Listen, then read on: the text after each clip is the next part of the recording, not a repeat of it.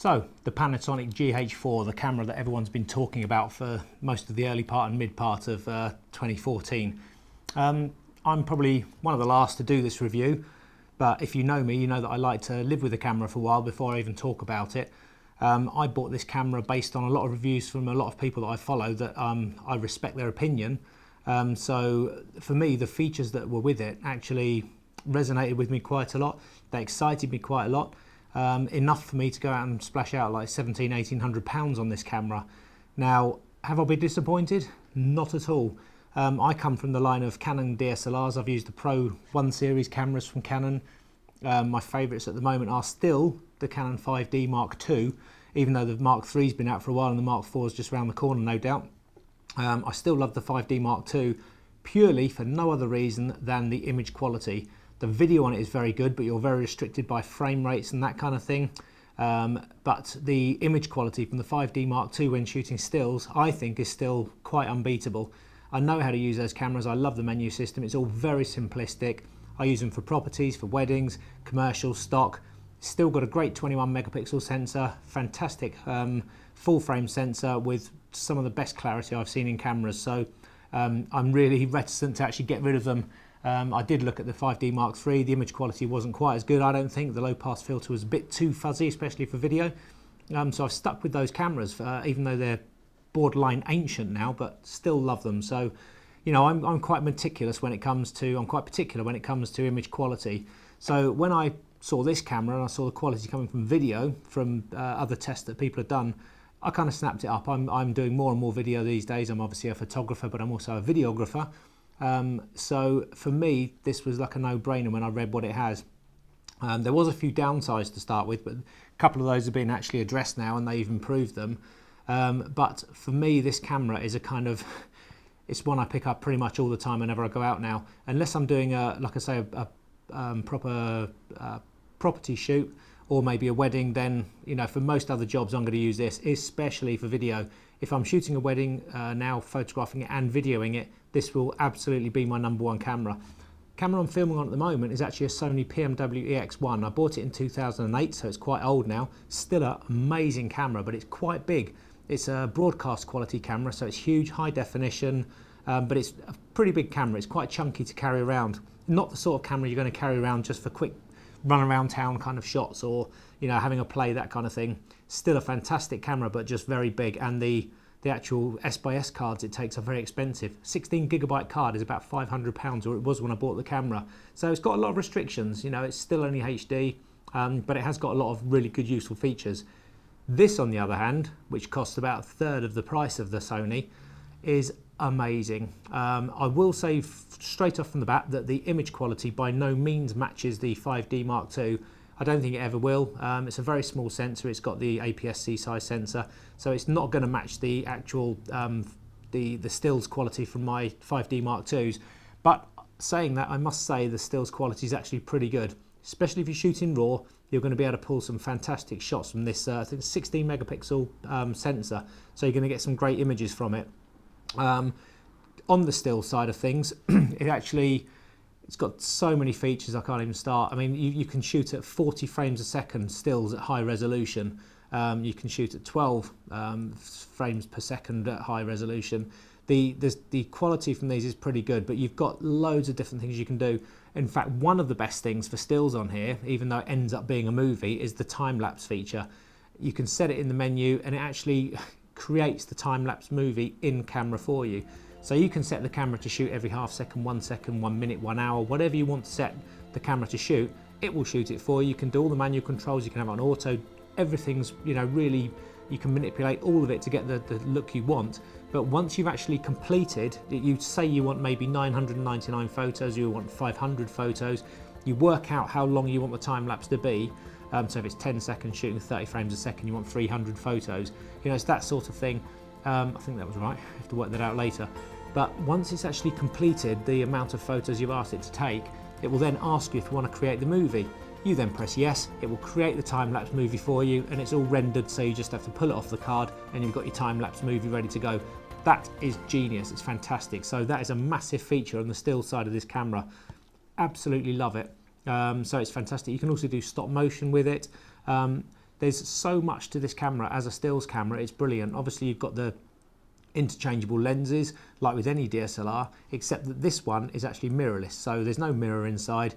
And one of the great points about that for me as a wedding photographer is when it says it's silent, it's silent. If I look at the silent mode on the Canons, on the 5D Mark II or 5D Mark III, you can switch it to silent mode, but it's still there. It's still a bit of a clunk. You can still hear it. This, when it's silent, is silent. In fact, you have to make sure that you've taken a photo after you've taken it, because you hear nothing.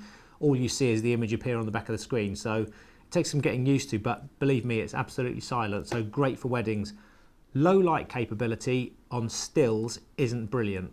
Maybe go up to 800 or 1600 ISO and you're doing okay. But when you go higher than that, 3200 or 6400, because of the size of the sensor and the light capturing capabilities, you're not going to get fantastic low light shots from this, not like the A7S from Sony, that kind of thing. So for me, I tend not to use this so much as a stills camera. If I'm out and about and I see something I want to shoot for stills, maybe I'm photographing my kids, then it's pretty good, especially when I come to it in a minute, if you use different lenses and more higher quality lenses. But for stills photography, I keep my 5D Mark IIs. I may upgrade to the 5D Mark IV. But for stills, it's okay. It's great if you're out and about, like I say. But where it really shines is the video side of things. This camera is incredible for video. Like I've said, this £5,000–6,000 camera I'm filming on now is brilliant. It was great in its day. It's only been upgraded once, so there's a PMW EX1R or something out now. So it's been upgraded higher with 4K video, but this is still a fantastic camera, great quality. This, I think, it knocks spots off it. With the PMW X1 or with these size of broadcast cameras, the huge broadcast cameras where they haven't got interchangeable lenses, you're going to struggle to get really shallow depth of field. You have to put on something like a latest adapter and then incorporate Canon lenses onto it. Very expensive, makes the camera even more bulky, so it's a bit of a pain. Obviously from a DSLR to get that really shallow depth of field, you've got it straight away, because you can use your 2.8 lenses or your 1.4 50mm, and you've got super shallow depth of field. That's where I love those cameras for video. Like I say, they're a bit restricted. Canon are a bit behind on their frame rates and capabilities of video within DSLRs, mainly because they are based around a stills camera, so I can't really blame them for that. But Panasonic with this camera, even though it's still a DSLR, have geared it more towards video. This has got 4K video. Now, if you don't know what 4K video is, it's worth checking out. At the moment, not many people have 4K TVs. 4K is about 4 times the size of high definition. So if this is a high HD screen about this big, which is 1080p, 4K will be something like this. It's huge. So a 4K TV is going to cost you a fair bit. I think they're coming down in price now, but not many people are using them at the moment. I don't think they will do for a while. High definition will still be around for quite a while. So this is like a forward-thinking camera for the 4K video. So it's ready to go, and it actually does all the 4K rendering or capturing in the camera. You don't need external capture for this device. So it's brilliant. Now, so you're asking maybe why do you need 4K video? If most people still have HD TVs, a lot of people have HD TVs and still watch standard definition up res to high definition. So we're still a way behind on becoming mainstream 4K. I'd say at least 3, 4, 5 years. So why does 4K benefit? What I love about it is it's the same kind of principle when I use high megapixel stills cameras. If I'm out and about with a 21 megapixel camera, I can shoot a scene knowing I can't close in enough, but in cropping, in editing, I can actually crop right into that shot to make it look like I've used a longer lens, and then obviously print that out. So I don't need to get as close as I do. I can take a photo that's big, crop right into what I want in the photo, and then print that, and it still looks fantastic. I've still got maybe 12 megapixel image, so it's pretty good. Principle works the same with this camera. If I film in 4K, I've got this much of a picture to work with, and if I bring in the 1080p size of image that I'm going to render out at, I can then pan that around the 4K frame. So it looks like I've got camera operators zooming in, zooming out, panning left and right, and I still output to a fantastic HD 1080p. video. So for that respect, it looks great. So if I've got 3 of these running at a wedding, it looks like I've got 3 camera operators, because each one during editing can pan, zoom in and out. It looks like I've got an operator actually on each camera, whereas in reality it's actually me doing it in editing, and the rendered output to 1080p is superb.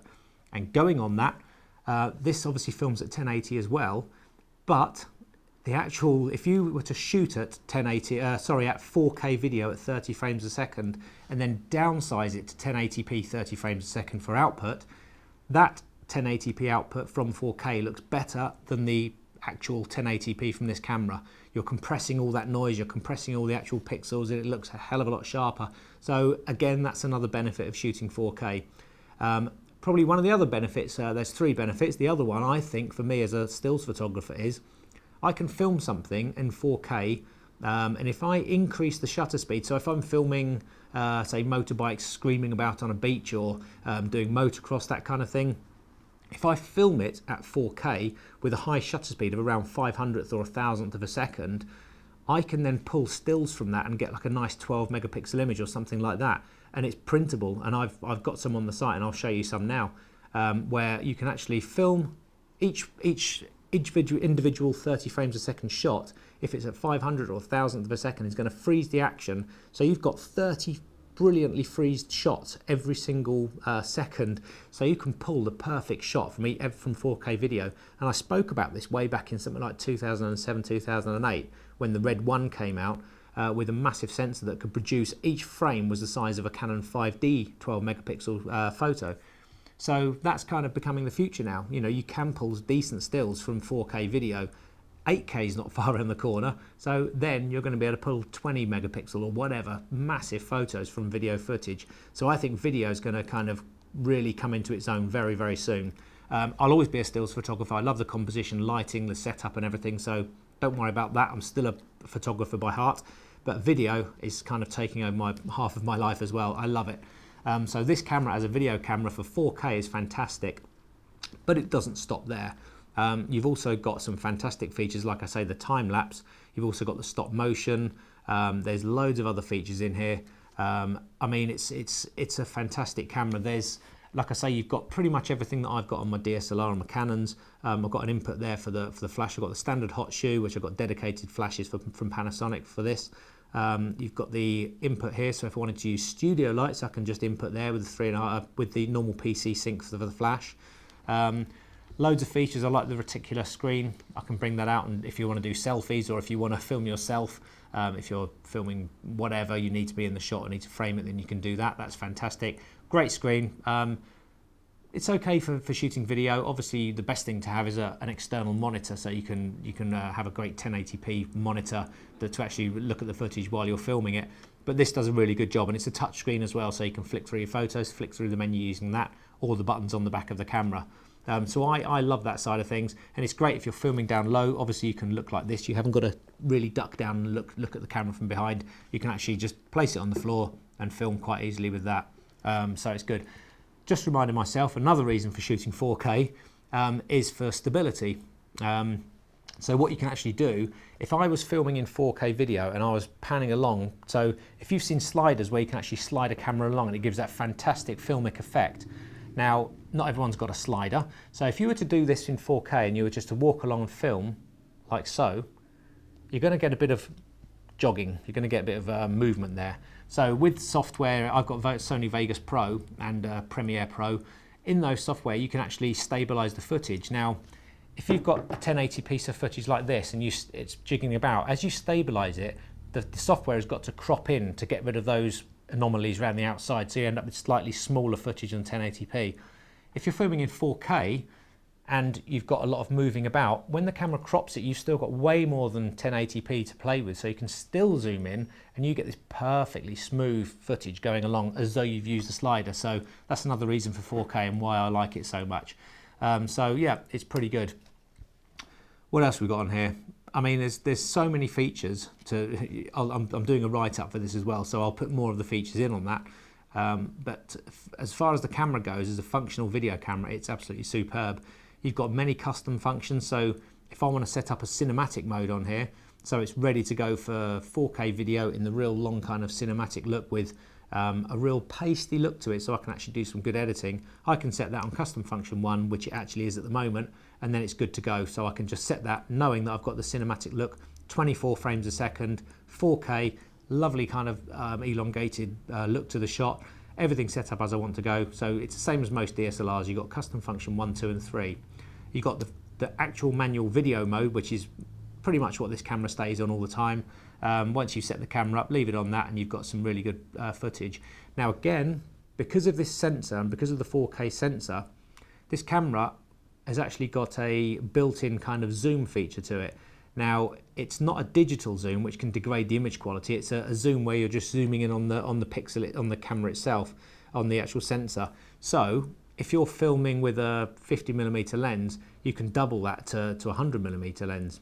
Now this is a 2 crop camera, 2 times crop. So already a 50mm lens on this camera is going to be the equivalent, even though it's not, it's going to be the equivalent of a 100mm lens. Then you use this additional feature and you can move it up to a 200mm lens. So you can actually extend the shot so much, and you'll see in this footage I'm showing you now how that actually works. You can see that we can go from the standard, and then when you actually use the tele extender, it just allows you to zoom so much further into the footage. It's absolutely fantastic. Great feature to use if you're doing sports or nature videography or photography. It's absolutely brilliant. So another feature I love. While I'm on the subject of the dial here, you can actually lock it down very simply and it won't move. So if you've got your favorite setting, just lock that down and you're good to go. What else we got on here? You've got all the standard things like white balance, ISO settings, exposure compensations. It's got loads and loads of features, autofocus, manual focus. All the buttons, I've been using this for about 2 months now, maybe a bit more. July, August, September, yeah, about 3 months. And I've got so used to this camera now, I can pick it up and pretty much set the settings as I need for whatever it is I'm shooting. Like I say, the menu on the screen is absolutely fantastic. It's just a great camera. You've got 5 function buttons around here. So you've got function 5 there, 4, 3, 2, and then you've got function 1 at the top, which is the Wi-Fi button. So you can set all of those function buttons to be your favorite thing. So if you've got something in the menu you use particularly quite a lot, such as that telemacro mode, you can set that to function 2. As soon as you press that, then the menu comes up and you can change that function. Too much really to talk about here, but it's the footage from this is outstanding. I've used it at motorbike meets where I've filmed bikes coming towards me and I've had to manually focus. I'll come to that in a second, and it just works really well. The footage quality is absolutely outstanding. It's going to be a long time before I find something that matches this kind of quality for this price point. I mentioned Wi-Fi quickly there. This is fantastic because I can actually connect this camera to my smartphone. I use the Samsung Galaxy S4, and I've also got a tablet, the Galaxy Note 10.1 2014 edition. So I can use that great big kind of 10-inch screen as a monitor for this camera, and I can control the camera from that. So I can see exactly what it is I'm shooting. I can control the focus. If I'm using an autofocus lens, I can control the focus, the aperture, all the settings, the zoom. I can zoom in and out with it if I'm using the right lens. And then I can just start and stop recording from it. So it's a fantastic feature. And there is a slight lag with it. There's only a kind of half a second lag between the footage and the camera. So it's not perfect, but it's brilliant if you just want to set up shots, have the camera in an inaccessible place. So you obviously can't get there, say a wedding. You can have the camera at the back of the church and just operate it from your smartphone or tablet. Works really well. So it's a great feature. I bought this originally to go on an octocopter, and I still may well do that. It's good enough size to actually be lifted to do aerial photography and videography. So if I was to do that, then obviously that Wi-Fi feature comes in really handy as well, because I can obviously operate the camera from the ground while the camera's flying around in the sky. So it's a great feature, the Wi-Fi. Not really know what else to say. I mean, there's so many features to this, so many things you can do with it. You've got the usual manual, shutter priority, aperture priority, program mode, full auto, intelligent auto. It's all there for you. Now the bit rates on this camera are quite amazing as well. If you're filming in high definition, it goes up to 200 megabit bit rate. That's amazing. That's I think the Sony up there is actually 35 megabits. So this is way better than that. It produces uber fantastic quality video, and obviously you've got other settings, so you can lower that to 50 megabits per second. So it's pretty good. You've also got, I think, one of my favourite features of this camera, and I've used it quite a lot, and I love slow motion video. Now, I can use slow motion video on the GoPros because they shoot it up to, I think, 240 frames a second on the lower resolutions. The latest GoPro I've got, which is the 3, actually shoots 1080p at 60 frames a second, so I can bring that down about 2.5 times speed to get some good slow motion.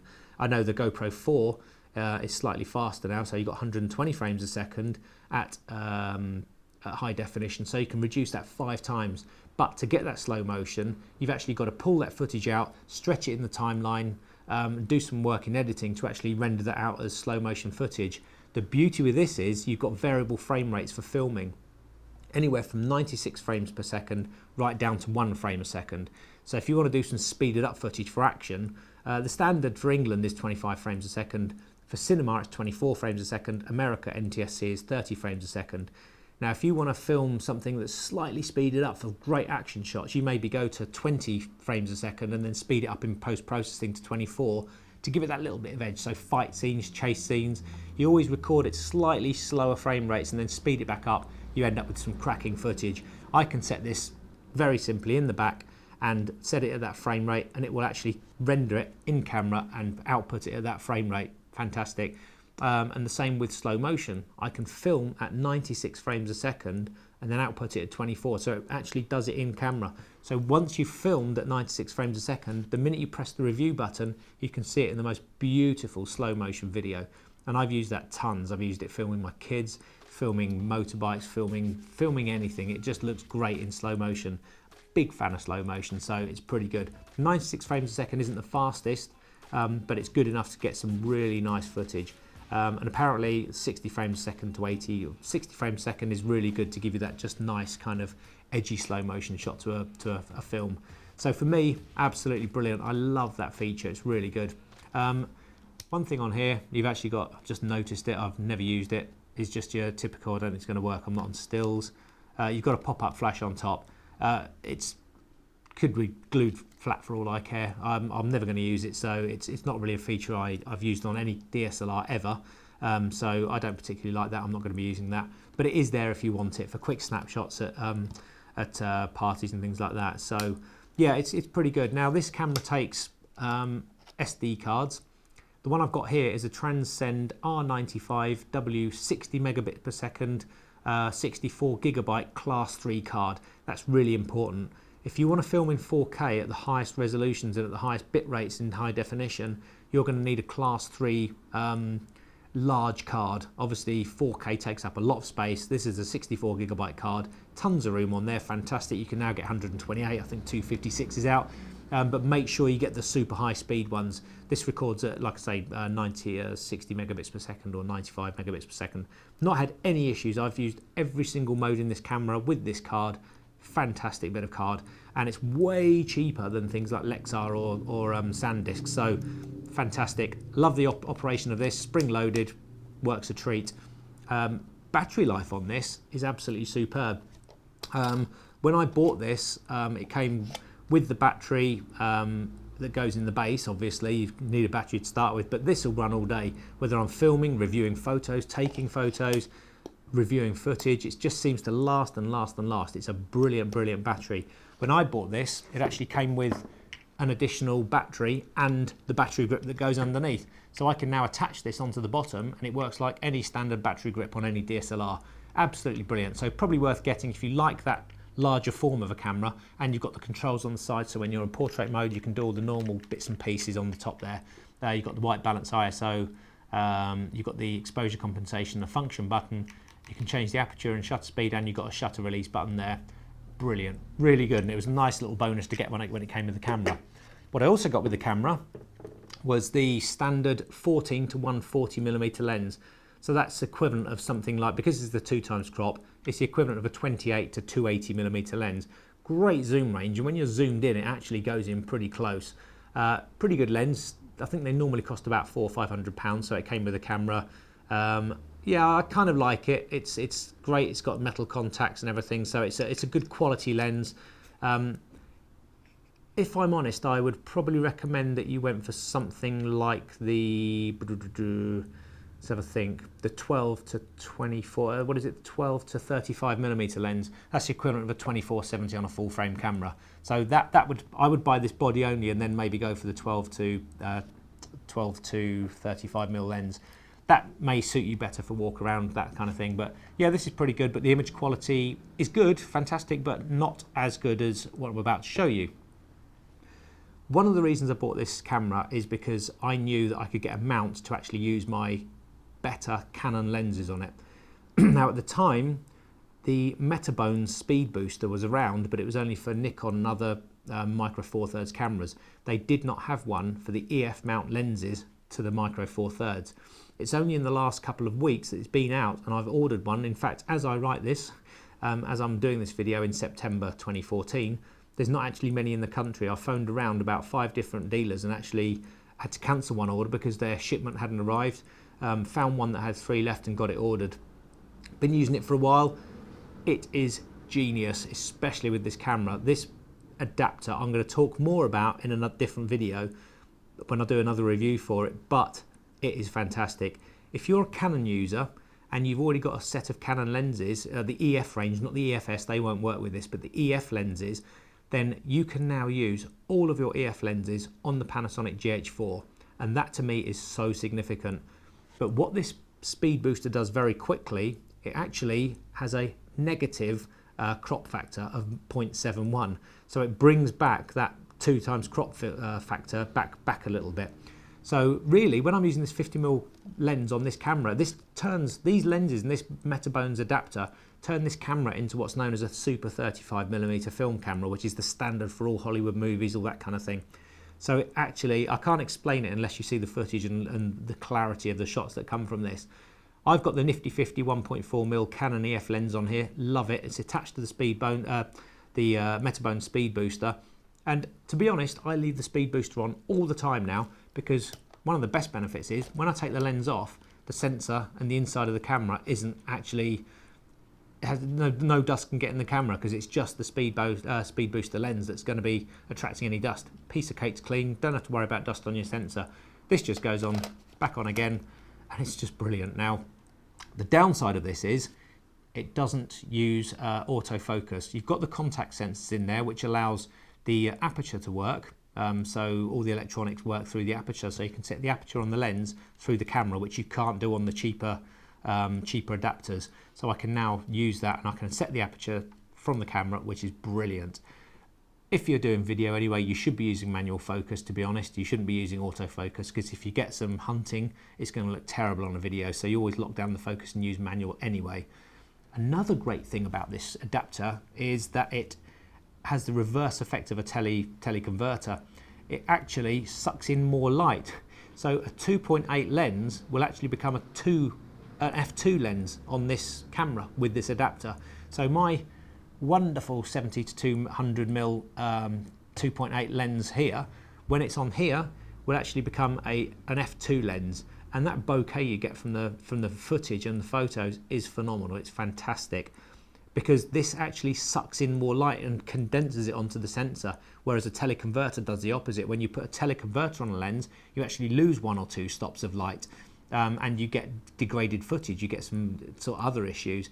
But with this one, more light is sucked in and condensed onto the actual sensor, so you actually get more light in, and it decreases the focal length of the lens, so it's genius. If you're going to buy the Panasonic and you've got a set of Canon lenses or Nikon lenses with the Speedbooster, then get one of these. Metabones do a standard one, but the Speedbooster is the one that actually increases the aperture of your camera. Phenomenal. And I've had some amazing footage from this, and with this 50mm lens, the clarity is amazing. If I'm shooting at 4K with the 50mm lens on, or the 70 to 200, or any other of my Canon L glass, then you're going to see some incredible footage. I've shot, like I said, there was a cavalcade of Harley Davidsons going through Weymouth the other day. I was filming them, and the footage is incredible. I've been to the Poole motorbike. I like motorbikes, so I've been to the Poole motorbike meet, done some footage there, and it's incredible. When you take that 4K footage mixed with Canon L glass and some of the finest lenses, and then bring it down to 1080p, the quality is absolutely superb. You can't beat it. You've got the shallow depth of field, you've got an amazing image quality. You've got that beautiful bokeh, the blurred background looks fantastic. You've got light sucking into it, so you can actually use this better in low light now. I've got the 1.4 on here. If I was to go out at night, I wouldn't have to worry about going above 1600 ISO. I can just keep it on maybe 400, 800, even less probably, and get some really nice low light footage at night time. So all in all, with that speed booster and my Canon lenses, this camera has now become one of the best video cameras in the world. It's absolutely superb. And when you look at the price point, if you were to buy the body only, I think it's about £1,100–1,200. If you've already got your Canon glass or Nikon glass, just get yourself a speed booster. They're actually £500, but well worth the money. You've then got yourself an incredible setup. Like I say, the footage from this is amazing. We're going to have a look at some footage at the end of this review, and you can see for yourself how good that footage is. So watch this video in high definition. I'm not going to output it at 4K, I'm going to output it at 1080p, but you'll see just how good that quality is. So really, there's not really a lot more I can say about this. Like I say, there are downsides to the camera, but to be honest, every single camera I've ever had has got one or two downsides. It's about how you use the good sides that matters. And for me, the video on this is amazing. The footage, the stills are pretty good, so I can use those, but I wouldn't do them for stock. I do a lot of stock photography. I want the best I can get for that, so the Canons come out for that. But for this general photography, if you're using it on the internet, if you're using prints, that kind of thing, brilliant, can't beat it. But the video is where this shines, absolutely fantastic. So make sure, get the camera. If you like video and a walk around camera, it's a very small camera, it's fantastic. It doesn't look imposing when you're out and about. Get the speed booster with your Canon lenses, and then get a decent microphone. Don't rely on the microphones on the camera. They're both here, either side of the actual hot shoe, and they pick up far too much ambient noise. So get yourself, in the first instance, something like the Rode video mic, which is directional, much better sound quality, and then later on, if you do more serious work, then look at getting a radio mic. Other than that, I could really talk about this all day, honestly. It's very rare that I get incredibly excited about a camera. There's loads more you can do with this. It's got a microphone jack, like I said. You've got a headphone socket there where you can put your headphones in and listen to your footage. AV out, it's got HDMI out as well, mini HDMI there, so you can actually put this straight into your TV. It's too much to talk about. I mean, there really is a lot on here. You've got remote controls for it. Have a look at the full write-up on our page. Check it out and go and get one in your hands and have a look at it. But always look at the footage of something that you're about to buy, because this is absolutely superb, and I'm going to be using it as my main camera for a long time to come yet.